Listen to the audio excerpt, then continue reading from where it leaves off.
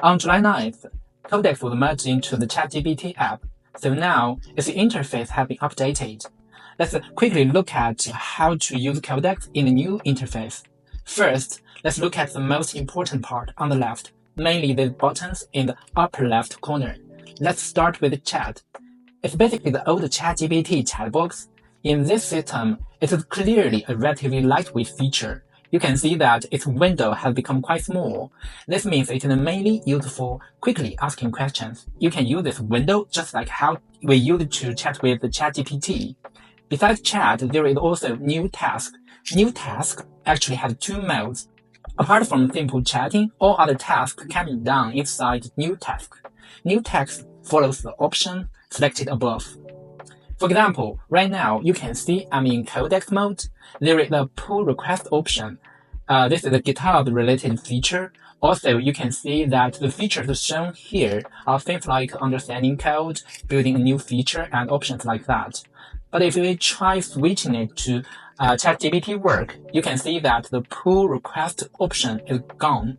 On the interface, these cards are basically all related to generating documents, writing plans, and things like that. So it mainly focuses on non-programming features.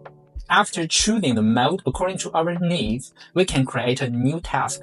You can send instructions inside it, and it can also connect to some of your previous workspaces. For example, you can go here to project and choose a project. Let's just choose one randomly. Then I can say, for example, tell me what the purpose of this project is. It can read local files and summarize them. The main difference from chat is that it can call tools and interact with the local files. You can see that it goes to the local folder I gave it, reads the documents inside, and then summarizes them.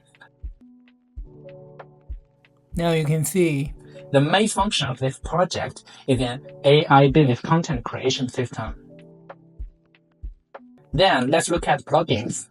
This existed before. Plugins are used to add connections to external tools. For example, if you do e-commerce with ZenDrop, after this plugin is installed, Codex can directly connect to your ZenDrop account, help you select products and list products. After it is connected, it becomes very convenient to manage your online store. This is one example. Let's look at the button next to plugins. It is called Skills. Skills is a word we often talk about recently. You can search for skills. For example, search for playwright. Then you can install skills like this for it. But you can also create some skills yourself. For example, here I created some skills myself. This one is my video production skill. This is a skill I made myself for my own use. Also, I think there is another pretty fun feature that I can't help but mention it. Here is pet. You can see that it will show a default pet, but I don't really like the pet. So what should I do? I go to settings and then look at pets. There is a create button here. You can see that it has already written the prompt for you. This prompt says, create a pet based on what you know about me. So I asked it to create one. Finally, let's summarize. After this update, there are mainly two entrances for using Codex. One is chat.